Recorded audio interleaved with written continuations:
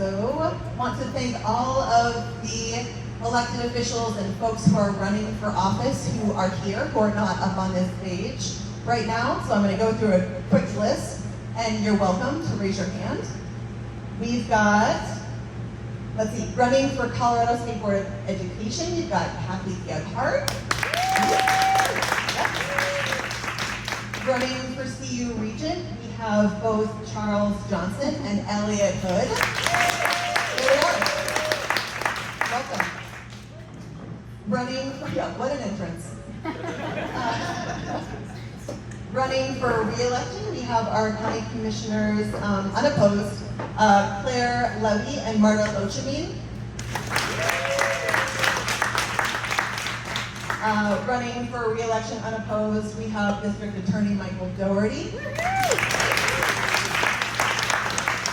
And then also thanks to our city council members, Nicole Spear, Ryan Schuhard, Aaron Brockett, and Tina Marquise, and I apologize if I mispronounced that. All right, so the main event. We have got our legislative candidates up here. Ryan here is going to conduct a Q&A with them, but first we're going to give each of them 2 minutes to introduce themselves. So up here we have for Senate District 18, Judy Amabile and Jovita Fisher. For, yeah, you can clap.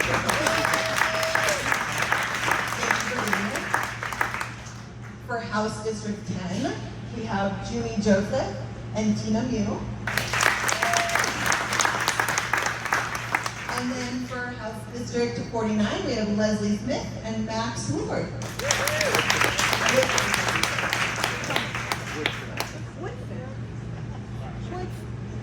Woodfin, Max Woodfin.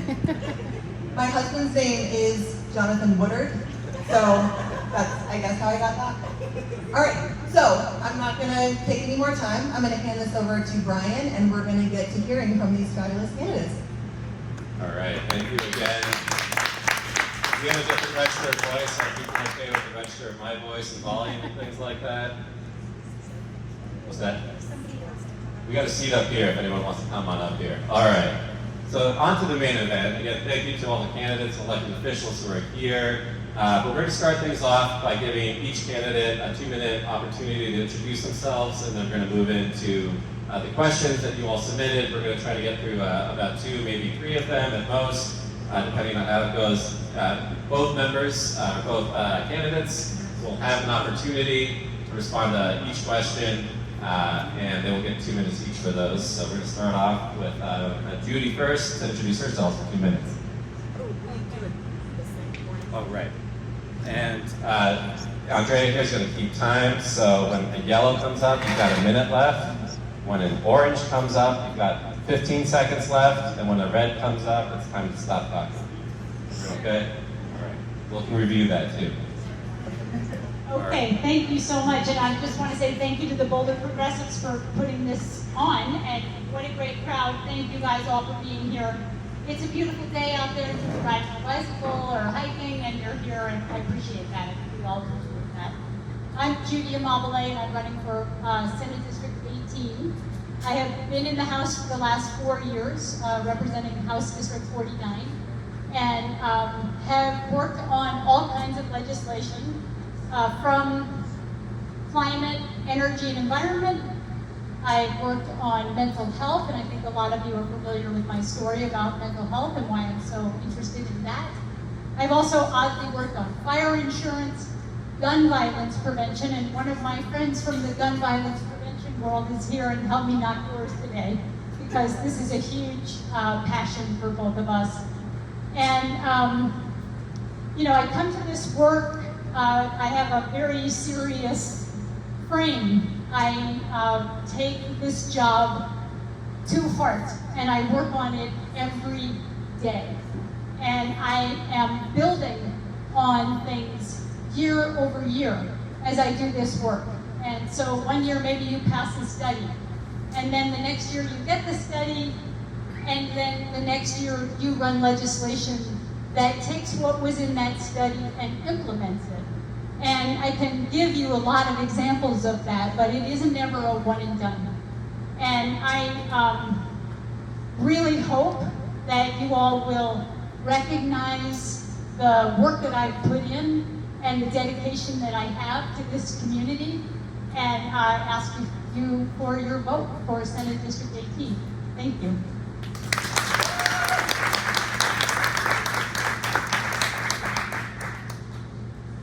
Good afternoon. Thank you all for being here. This is my favorite forum so far because there's beer. So I'm Jovita Schiffer. I'm the candidate for one of the candidates for the open seat in Senate District 18. I'm running to fight for equity, economic stability, and wellness for everyone in Colorado, and to make sure that all children can learn and thrive here. I've lived in Boulder County for 25 years, and I raised 2 sons here. And for just as long, I've been a leader and an advocate, first in the business world and more recently in public education. In my work with BBSD, I design programs, build community partnerships, I secure millions of dollars every year in grant funding, and I lead a team of 150 instructors and volunteers. I bring people together to help underserved children and families improve their outcomes and stability. For years, my mission was to help these families break the cycle of generational poverty.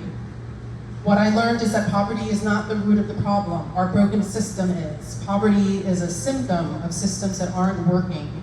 And many can be fixed from the state level, which is why I'm running.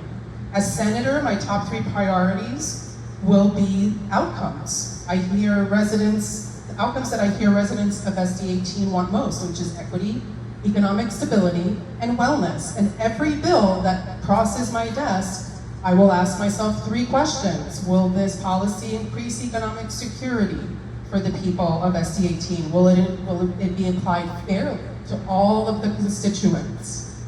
And will this policy create more opportunities for physical, emotional, and mental well-being? Achieving these outcomes is how we help communities thrive.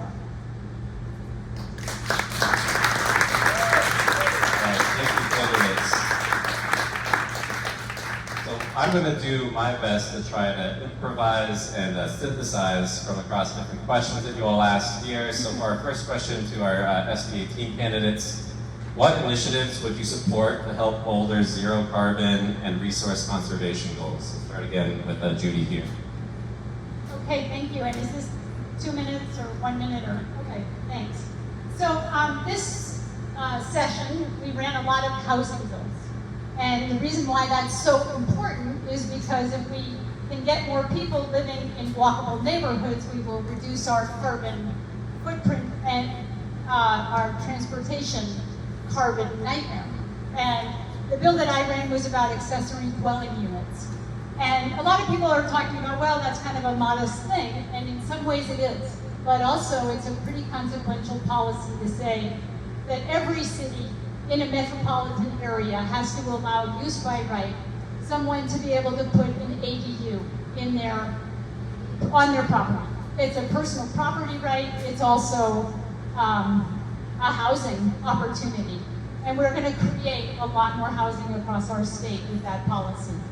I also ran a bill that is setting up the Office of Climate Sustainability, and in a previous year, a bill to set up the Office of Climate Resiliency. I also oddly ran a bill about rural electric co-ops and changing the governance structure, and I did that my first year in office, and now we see a lot more progressive people are being elected to the boards of their rural electric co-ops, and they are moving away from tri-state, away from coal, away from gas, and into renewables. And that is going to make a huge difference across our state in terms of reaching our climate goals. Thank you, Judy. Thank you. I live in Superior, and the Marshall fires impacted me in a way that made me decide to run, actually. And so climate is one of my top priorities for sure, because I almost lost my home to the Marshall fires. And what I've learned since then is that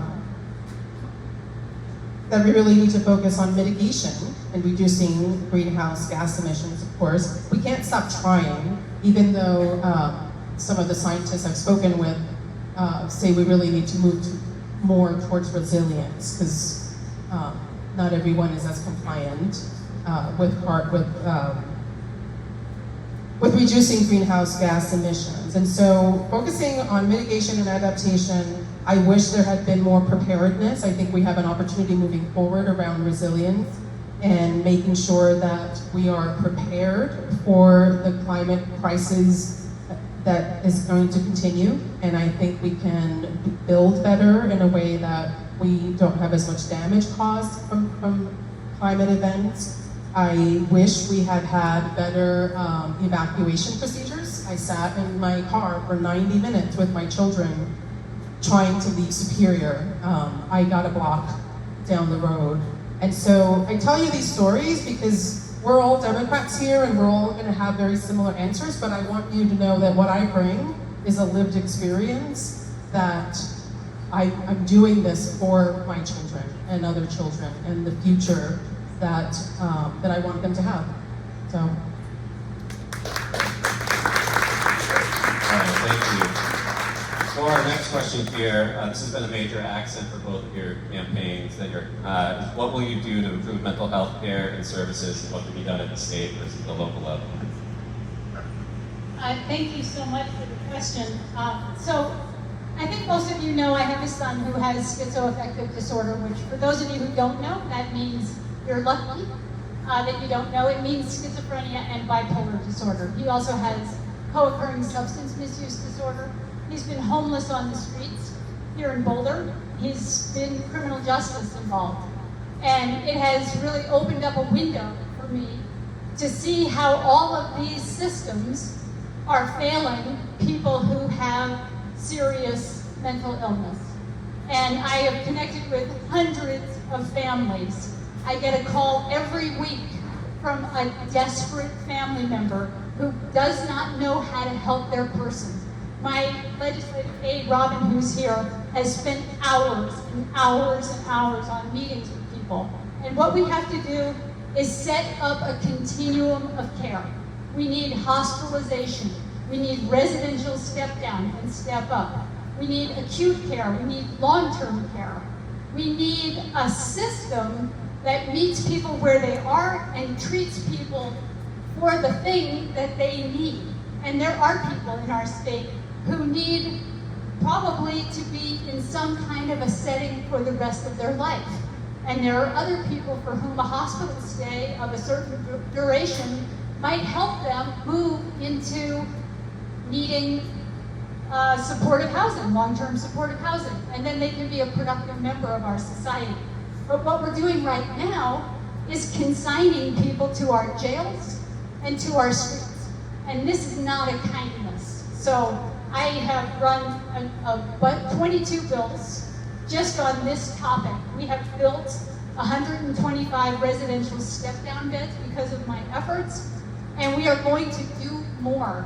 And last year we ran a study about how to do something similar to California's care courts. And I will bring legislation if I'm elected to implement that study.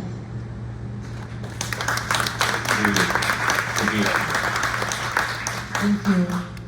I agree with everything that Judy said and what we need to address the needs of people with acute mental illness. So thank you for your work on that. And that's very important. And I just met a parent last week who has an adult son who has mental disabilities, and she's probably the 20th parent I've met over the year. And so I say we need to do everything Judy said, and we also need to support parents and family members.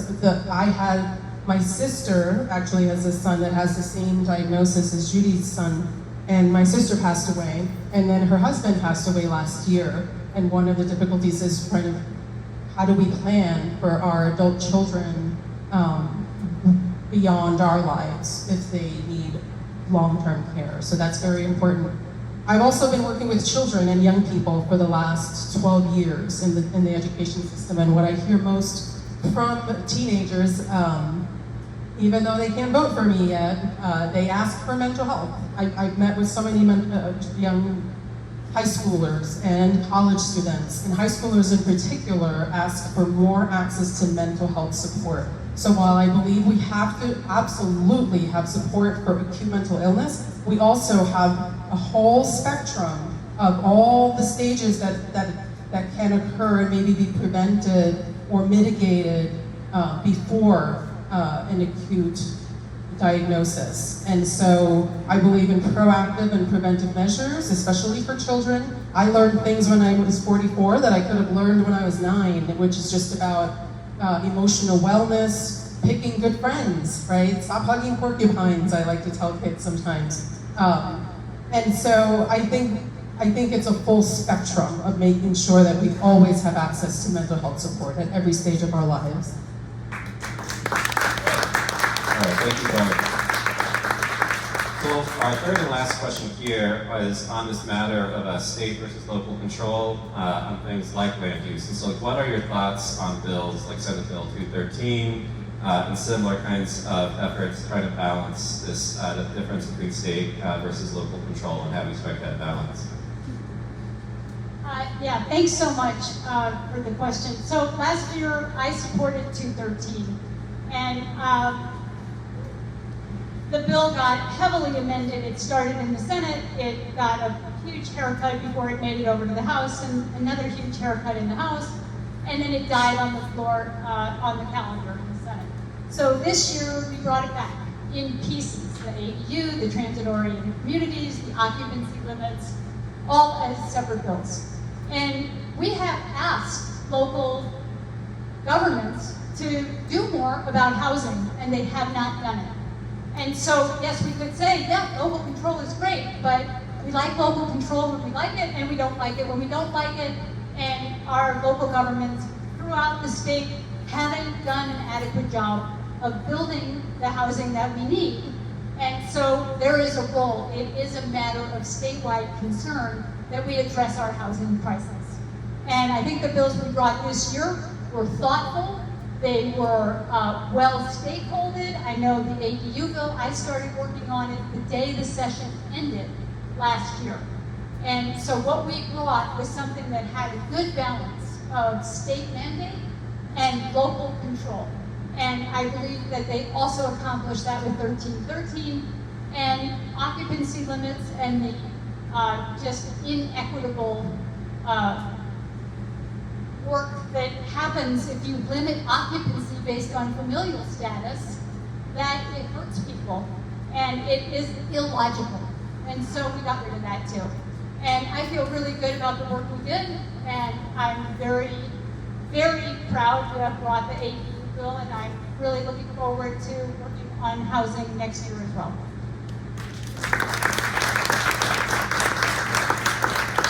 Thank you. I'm glad you asked this question because I just had a discussion this morning. There was an article from the last forum I was in that printed that I did not agree, that I wasn't for the bill 213.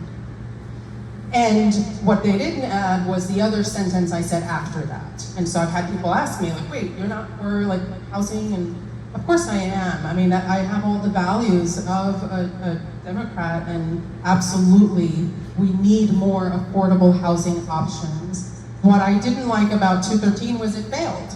And so to me, that's not a good bill. And we just need to go back to the drawing board. I love that many legislators picked up pieces of it and reintroduced that. But what I learned in watching that all happen was it is a very delicate balance between state control and local control.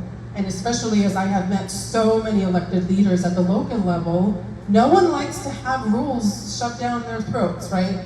I, having lived all my life in marginalized communities, have had rules and mandates placed on me and my family that don't work for us, that make us they work against us, and yet we're still expected to follow them. So I can relate to towns and cities. Should they not be held accountable for addressing housing needs? Absolutely not. They should be held accountable. So for me, I see the balance as the states should absolutely have a menu of options for local governments to follow. They should have goals for everyone to meet, and they should have accountability, holding them accountable for those goals, and then also have technical support and guidance. I think it should be a partnership, and I think the state level should work with local levels to understand it's not a one-size-fits-all. What works in Superior may not work in Boulder. What works in Boulder may not work in Louisville.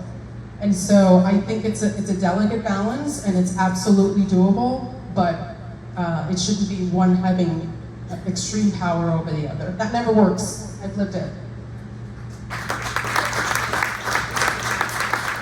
All right, so thank you to both of our Senate District 19 candidates. I think that Judy is the main audience. We look at that.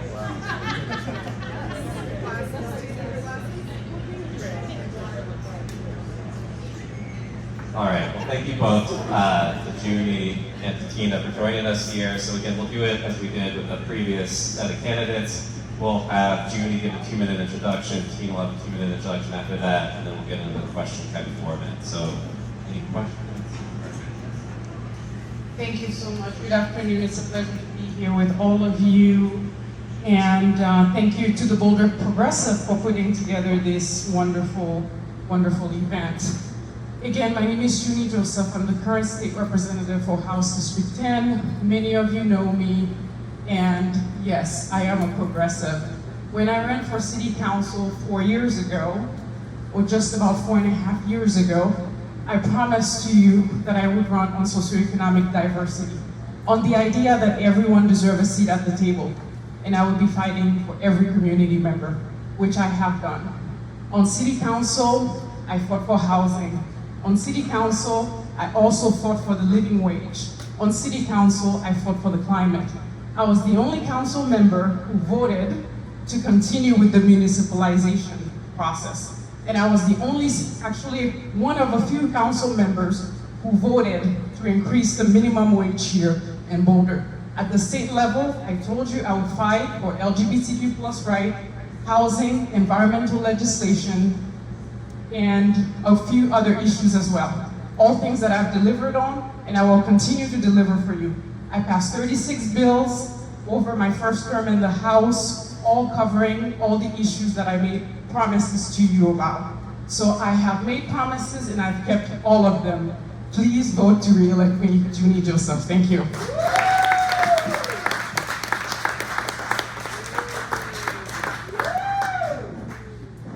Hi everybody, I'm Tina Mueh. I'm also running to represent us in House District 10.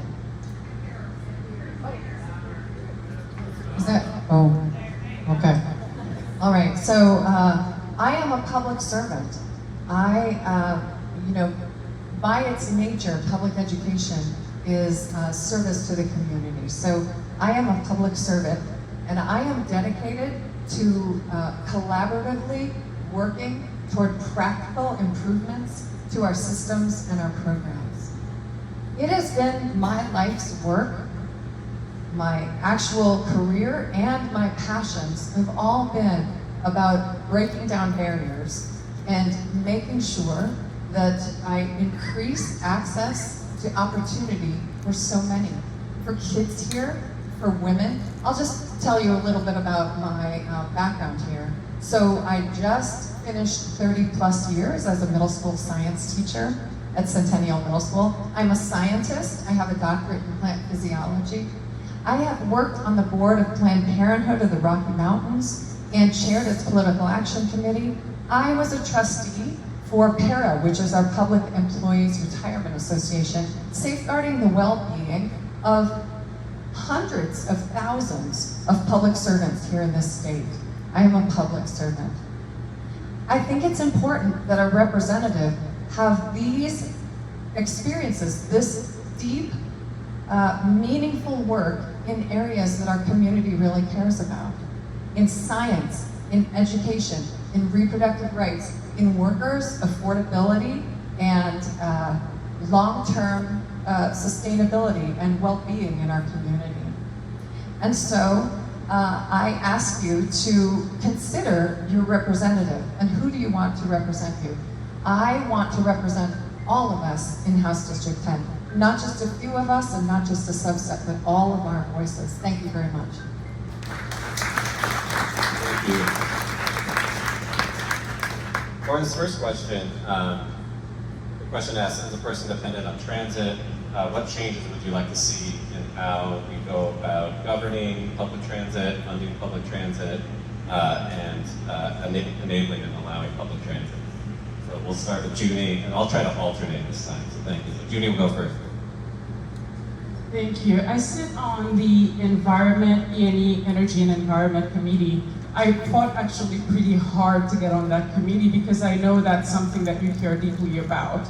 And again, transportation is also about environmental sustainability. And I also sit on finance. To me, finance is very important, the finance of the state. And that's based on my prior experience. When I was on city council, I sit on the Financial Strategies Committee. This year, we had a couple of tax credits. We had a tax credit that will help us actually build our front range passenger rail.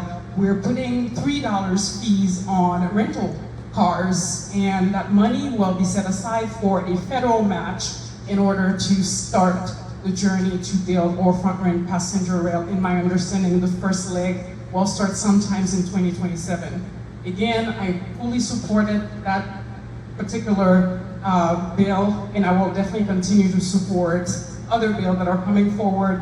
Another bill that we had, which was looking into creating a more effective and efficient Eco Pass system and looking at it within a statewide lens. And that bill I also supported. Again, the idea is that we want transportation not just in the Front Range, we want it throughout the state. When we're talking about sustainability, it's not just about Boulder, it's about the entire state. Every city, every community has to do its part in order to ensure we have a good transportation system and also go about our sustainability process. Thank you.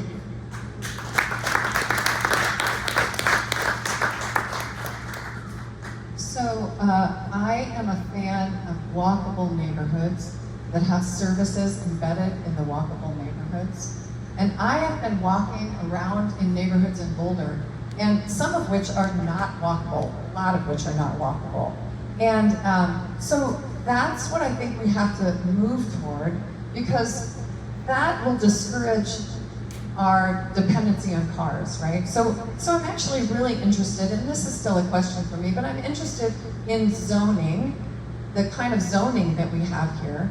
But I don't want to just push zoning down the throats of people in neighborhoods. I would rather have conversations with neighborhoods about, well, what do you see here in 20 or 30 years? You know, what's it going to look like here? Would you like to be able to walk to a grocery store or a coffee shop? Do you want to be so car dependent? Because I think people don't.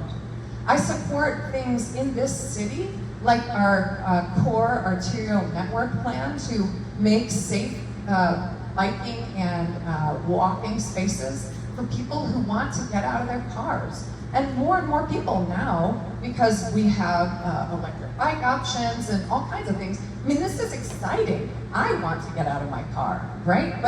But we also have to think about, so core arterials, but we also have to think about our vision zero here, which is how will we be safe when we're in these places with multimodal transportation. So I'm really excited about this. I like that our legislature passed some bills to take severance taxes, to use severance money, severance fees, I guess we'll say, to pay for some fantastic transportation projects in our state.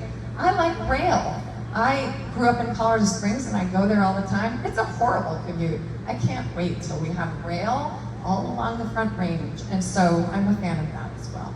So, thank you. So for this next question, what housing do we need? Where should it go? And what is your model for getting it? We're going to start with Tina and we'll do Judy second. All right, so this will be controversial, but I bet not in this crowd. I am a homeowner in Boulder, I have made a killing on my house because I live in this community. And I think, so I had this conversation with Sam Weaver, and he said to me, and I love this, there should not be government policy that creates windfalls for some without exacting a commensurate amount of community benefit. And so I think, all right, when I sell my house, what about a real estate transfer tax? You know, what about, I'm just telling you, as an individual who lives here and owns property here and feels very, very fortunate about that, I wouldn't mind giving 2% of my profit when I sell the house to affordable housing. And I've talked to Betsy Martins about this, who says, that's Boulder Housing Partners, who says, yeah, you know, the state doesn't allow us to do that currently, but that's something that we could look at. There are some places, I think Aspen is one of them, there are some places that are grandfathered in about this, but I'd really like to look at that. I think it is something that we as Boulderites might be very interested in doing. And so I'm really interested in paying for it that way. I like the bill that was passed in this legislative session that gives communities the first right of refusal when we want to when we want to buy affordable housing and create permanently affordable housing. I think that's wonderful. So I love the idea of the state, municipalities actually owning the land and making housing permanently affordable. I think it's important to do this for families. I think it's important to do this for everyone, but my heart is with our kids and our families, so I'll leave it at that. Thank you. Thank you. Housing is a human right. If you don't have access to housing, if you have unstable housing, it's gonna make it very hard for you to be a productive member of this community. So again, we have to really work hard to ensure community members have access to housing. So the question is that what do we need and what is your model for getting it there when it comes to housing? We need more affordable housing, and we also need more middle income housing. That's a big problem here in Boulder. And I have talked with teachers, firefighters, people who are in the middle income zone here in Boulder, and they have a hard time finding housing because we have affordable housing and then we have market rate and not much in the middle. And we need more of that. That's very, very important. Last year, I supported 1313, which was a transit-oriented bill, and I think it was very important. Again, it's good for the climate, it's good for affordability to create more housing in the community. And also another way that we can create more housing is tax incentives. I am the Vice Chair of Finance in the House, and I do support tax credits to Schiffer, which is the Colorado Housing Authority. And if you know of housing here in Boulder, the Bluebird just opened and they got funding from Schiffer. And I was very proud to support that. Again, we have to use all the tools within our toolbox. We're doing infill, which means we're densifying certain areas in the community because we know crawl is not good for the environment.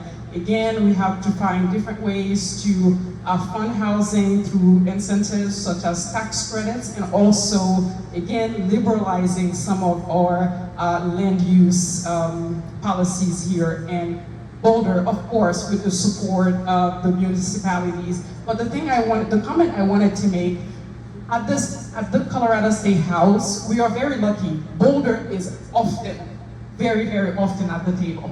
Thank you.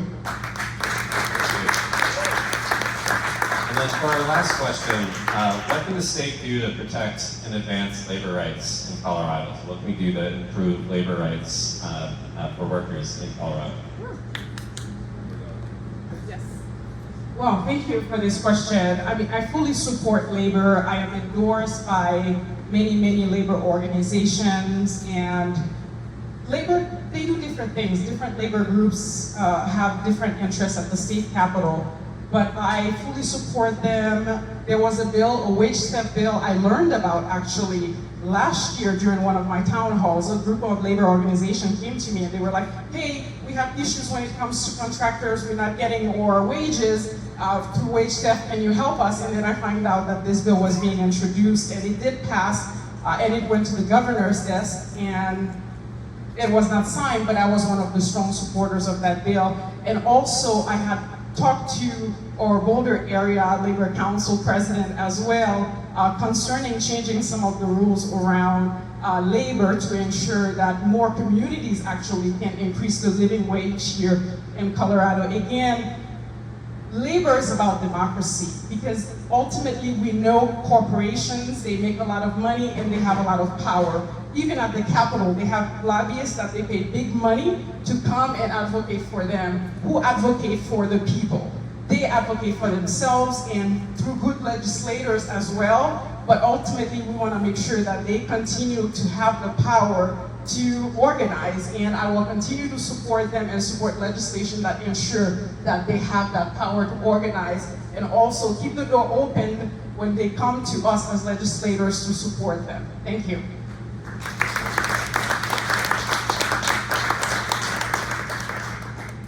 So it is one thing to support ideologically labor, and it is another thing entirely to have lived this. So I was the president of the Boulder Valley Education Association and the vice president prior to that. That is the largest labor union in Boulder County. So I have lived this. I have figured out how to negotiate. I have changed our relationship here from one that's very adversarial to one that's relational. I know deeply, and I'm deeply committed to labor issues, not just for teachers, but beyond that. I have worked with our trade unionists to see about partnerships between our schools and the trade unionists. I was just having a conversation in the back of the room with Mark and Braden from CU, yeah? And they were asking me, well, how do you feel about these labor bills that were just vetoed by the governor? Well, I hate it. And I'll just say that I'm very strongly a proponent of collective bargaining rights for all. I just don't even, I mean, we've stretched that a little bit in our state, so there are collective bargaining rights for some governmental employees, but I would like to see collective bargaining rights for all, and I mean all. Sometimes I look in the public sector and I think, how are you people dealing with your big companies with no union? I'm completely pro-union, I have lived it, I know what this means, and I'm absolutely pro-union, and I will work hard for collective bargaining rights for every worker in this state. Thank you. All right, so I think that was 3 questions. So thank you to our House District 10 candidates. So we're going to swap you out over here. Hi everyone, thank you so much for being here and thank you for hosting this. My name is Lesley Smith and I'm running for House District 49. I'm a former Aquanaut, water board member, and school board member. I had a 30-year career at the University of Colorado as an environmental scientist, and I am currently your CU Region at large. I had intended to run again for Regent, but friends, the alarm bells are ringing. We are in a climate crisis, and I want to bring my scientific background to the House to fight against climate change. I'm going to hold oil and gas accountable for their greenhouse gas emissions, and I want to fight to move us to the new clean energy economy. Public education is very important to me as well. We need to pay our teachers and staff the salaries they deserve, and every student deserves an equitable education.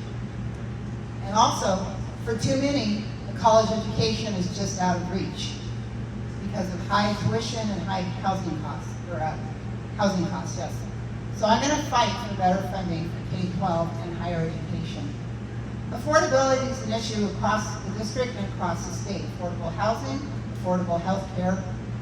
I'm curious to see how these bills that just passed this session will help with the housing stock. And I believe in universal health care, and I will fight for that if elected. And finally, one of our campuses experienced 2 shooting deaths. And this country is awash in guns. We need to do something more for gun safety.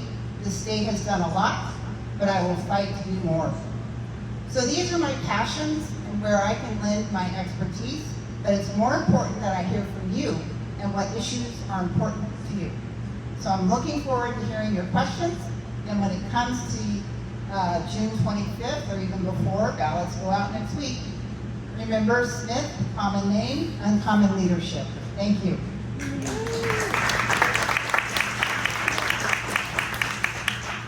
Thank you, Lesley.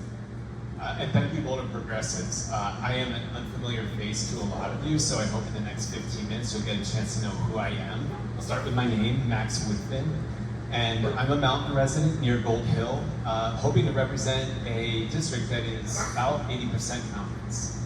So with that, a little bit about my background. I'm a veteran. I'm also a former public school teacher, and I'm currently a mental health counselor, a psychotherapist who works with a lot of first responders in this community. The primary reason I decided to step into this race is because I see an upcoming election where there are a lot of people who feel disaffected, and our democracy is not as robust and vibrant as it could be. And so I want to bring that vibrance to this primary and hopefully to the general election. 2 years ago, I returned from a deployment to Eastern Europe, and I was in a country, a part of the former Yugoslavia, that had been ravaged by a civil war, that was stoked by an authoritarian who was trying to hold on to power by dividing his people. And they were not his people, they were their own people, but he saw them as his people, to divide them at his will. And when I came back to the United States, I saw what was very heartbreaking. I saw a lot of poor civil dialogue and vitriol. So that's a big part of why I'm running. I also have some primary goals of enhancing mental health access for people of all backgrounds and all geographies. I want to do everything in my power to protect women's reproductive rights. I also want to see our public lands more available to people of all abilities and geographies and socioeconomic backgrounds. And then finally, when it comes to climate change, I live in the burn scar of the 4 Mile Fire, and that means living in fear every day, not to be I don't want to exaggerate too much, but it does mean living in fear.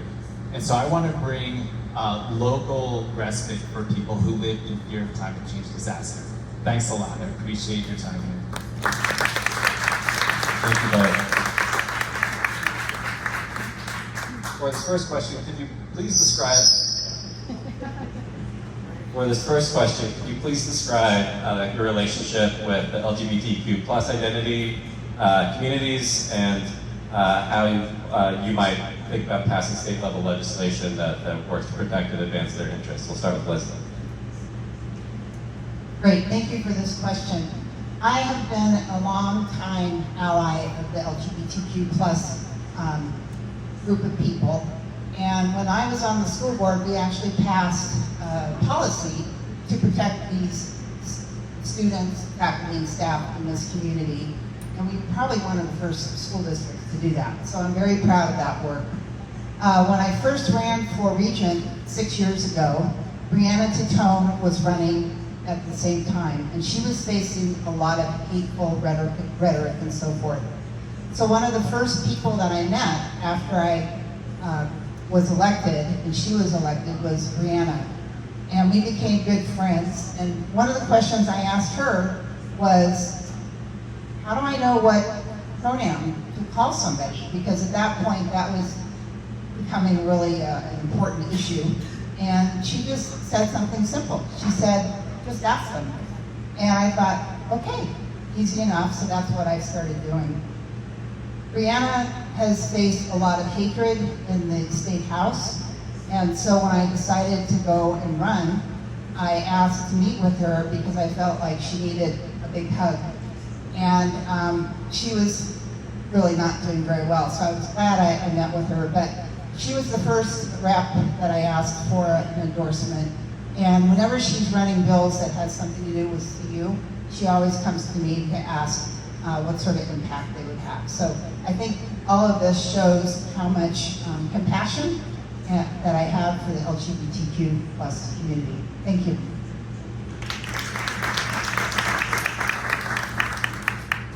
Probably with all these questions, I'm going to wonder how to do this in a short form in 2 minutes, because this is This is an extremely important issue because it involves vast cultural change on our parts, right?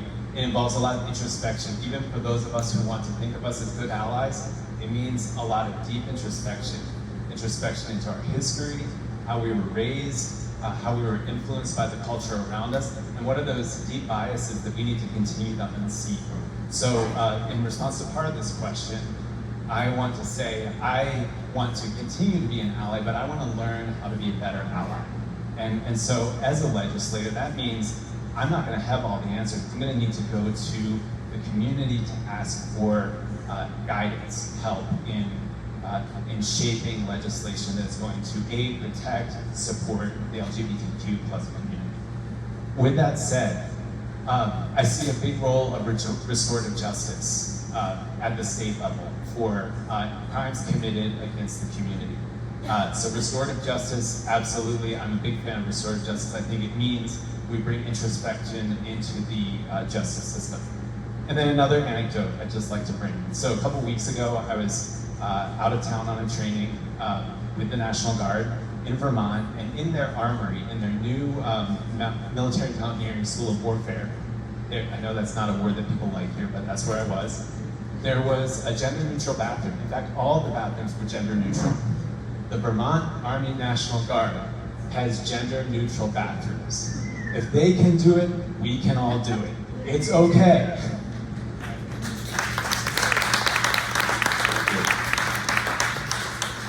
You have both brought this issue up in your opening statements, but you're going to running for a district that is at the front lines of wildfires and other kinds of issues with the drying climate. How should Colorado protect people in the drying climate? We'll start with Ben. Yeah, so I see this on two levels. I see this on the technical or technological level, and then I see it on the adaptive level. When I think of climate change, I think that it can be very easy to jump to, hey, we've got these cool technical solutions, carbon sequestration, technologies that we can throw at the issue. But I think that's limited in the way we're thinking about it. The way we live on this earth is not sustainable. Our level of consumption, the way we see ourselves in nature, that needs to shift. And I think part of why I'm such a fan of getting people out into our public lands is because that helps this cultural shift toward understanding ourselves as animals who can coexist within nature. So that's a big picture perspective that I want to bring to how we think about climate change. But when it comes to communities and protecting communities, again, when we look at the technical solutions like forest fire mitigation, I want to look at what we've done in the past that hasn't worked, clear cuts like in West Magnolia that have led to a regrowth of forest that is probably 3 or 4 times as dense as the forest that was cut down in West Magnolia near Nederland, Colorado, and look at better solutions like shaded fuel breaks, which they maintain the forest canopy, but they reduce the amount of fuels that can burn and slow fires as they move toward communities. There's so much that we can do, but I really want us to think about how we can shift our outlook on us as humans in nature. And hopefully the next question might bring us more to that kind of conversation. I don't know what it is, but I really do want to talk about the cultural shift that we need to make as humans when it comes to climate change. Thanks.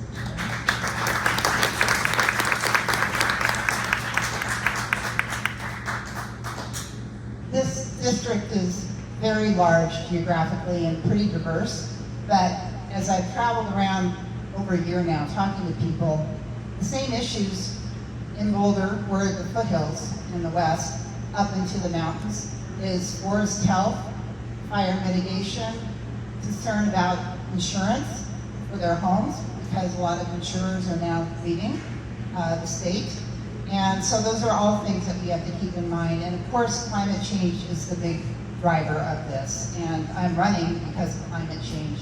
And so we need to tackle that issue by holding oil and gas accountable and getting them to stop emitting greenhouse gas emissions.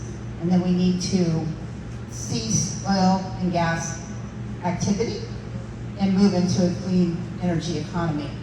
As far as how we can help individuals and so forth, I know there is in the mountains the program where professionals will come in and do an assessment of your property and mark trees that need to be cut that are too close to your home. We have something like that in Boulder as well. I was talking to one of the county commissioners up in Clear Creek, and there it's even more of a horror story because it's steep canyon with I-70 and its forest is way overgrown. And so they really need to have some state funding to help thin out that forest. But you can just imagine if a catastrophic forest fire started there, it would be really difficult for them to get out. And it's really pretty scary. So I've been in the pre-evac zone 3 times living where I am. I have my boxes boxed up. Actually, with the Marshall Fire, when the wind started, I asked my husband to bring the boxes to the front door in case we had to flee. So fire is definitely a threat to all of us and something we have to pay attention to. Thank you. All right, and the last question for our candidates. What are housing and transportation do we need in your communities and in the state as a whole, and what is your model for getting our housing and transportation needs met? And so we'll go back to Lesley. Thank you. So I think one of the bills that has passed recently is each community has to develop their own housing plan. And I think that is really a great start. Again, when I was up in Clear Creek meeting with the city administrators, they had already done that. And in Idaho Springs, they need affordable housing for workers, whereas up the hill, they need housing for aging in place. So very different needs. So I think that's a first good step, is requiring all municipalities to have a plan with actionable activities that they will try to do. I am a big fan of one of the bills that passed with denser housing along transportation corridors, because I think you build dense housing, you potentially decrease the number of cars, so it's good for the environment too. At CU, we're actually looking to buy the property at McCaslin and 36, where the old Cinnabar is, for affordable faculty and staff housing. And we got that, 36 and the bus right there, and there's even a bike path, and we know how fit Boulderites are. So there might even be some faculty and staff that would take advantage of the bike path during good weather. So that's one of my housing bills that I like. And then Tina mentioned the person right to be able to purchase housing that was used, built affordable housing that was used tax incentives. So that would give municipalities the first right to be able to buy that housing and keep it affordable. With sunset in 10 years, but at least that's the start. So those are some of my ideas for having more housing and also climate friendlier housing.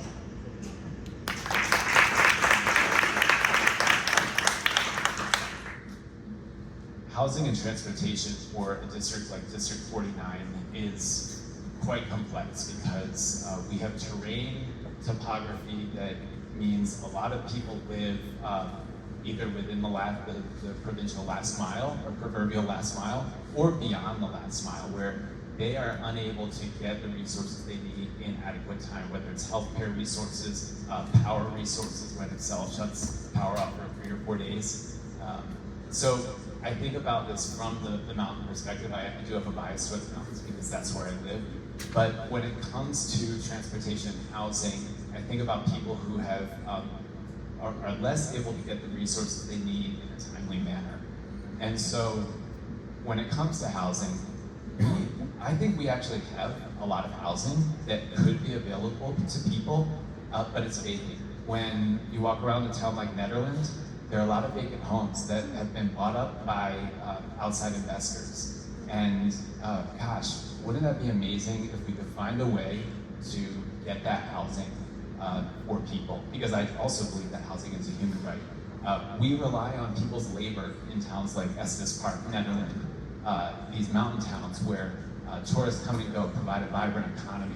Laborers have to drive from Boulder to Estes Park to be guides in the mountains to work in the tourist industry, but there are so many houses available. So I think we need to do something about the outside investment, and we need to be creative about it. So I want to seek input from those communities into how we can open up housing that already exists instead of just looking to, hey, let's develop more, let's build more. I also think the government plays a role in subsidizing that housing. So if it means municipalities buying that housing back and putting it up at a permanently affordable cost, excellent. But I do think we need to get creative about it. Looks like I'm out of time. I had more.